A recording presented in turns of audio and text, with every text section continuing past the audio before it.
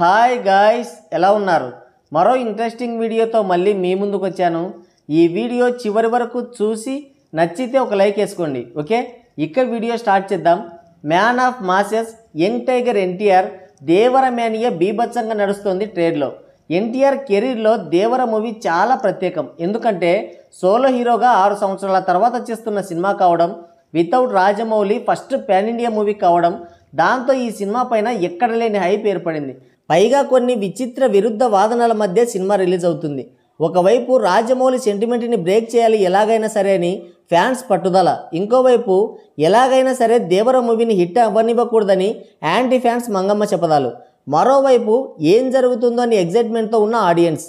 ఇలా త్రికోణ విరుద్ధ పరిస్థితుల్లో దేవర మూవీ రిలీజ్ అవుతుంది.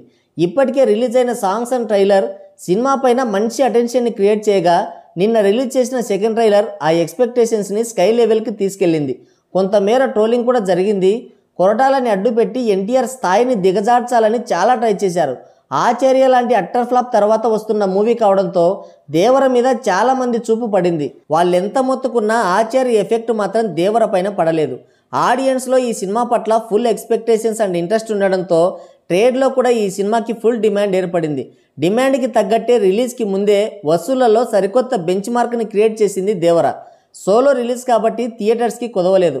ఆడియన్స్లో ఈ సినిమాపై మంచి ఇంట్రెస్ట్ ఉంది అనడానికి ప్రీ బుకింగ్స్ రూపంలో వస్తున్న కోట్ల రూపాయలే నిదర్శనం.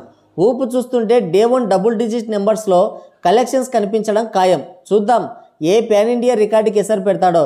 దేవర రిలీజ్కి టైం దగ్గర పడుతున్న కొద్దీ సినిమా ఎలా ఉంటుంది, ఏ అంశాలు బాగుంటాయి, ఎన్టీఆర్ క్యారెక్టర్ ఎలా ఉంటుంది, మూవీ మొత్తానికి హైలైట్స్ ఏంటి అని ఇవి తెలుసుకోవాలని ఫ్యాన్స్ చాలా ఆతృత పడుతుంటారు. దేవర మూవీని కొంతమంది ప్రముఖులకి స్పెషల్ షో వేశారంట.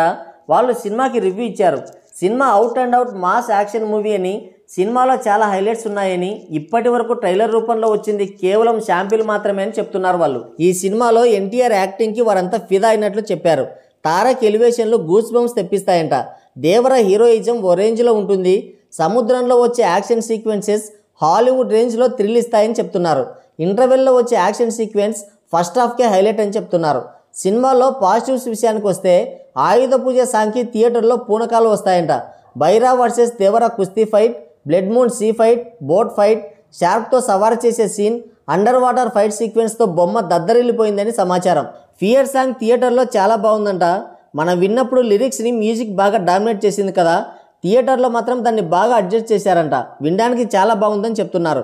ఈ సినిమాతో సైఫ్ అలీ ఖాన్కి విలన్గా మరిన్ని పాన్ ఇండియా అవకాశాలు వస్తాయని కూడా చెప్తున్నారు. మరీ ముఖ్యంగా లాస్ట్ 30 మినిట్స్ మాత్రం మొత్తం సినిమాకే హైలైట్ అని, దేవర మూవీ బడ్జెట్లో ఎక్కువ మొత్తం క్లైమాక్స్కే ఖర్చు పెట్టారని కూడా చెప్తున్నారు. వాళ్ళు చెప్పేది వింటుంటే సినిమా ఎప్పుడెప్పుడు రిలీజ్ అవుతుందా అని ఎదురు చూస్తున్నాను. మరి మీరేమనుకుంటున్నారో కింద కామెంట్ చేయండి. సో గాయ్స్, ఇది వీడియో. మరోసారి మరో ఇంట్రెస్టింగ్ వీడియోతో మళ్ళీ కలుద్దాం. Thank you, take care, bye bye.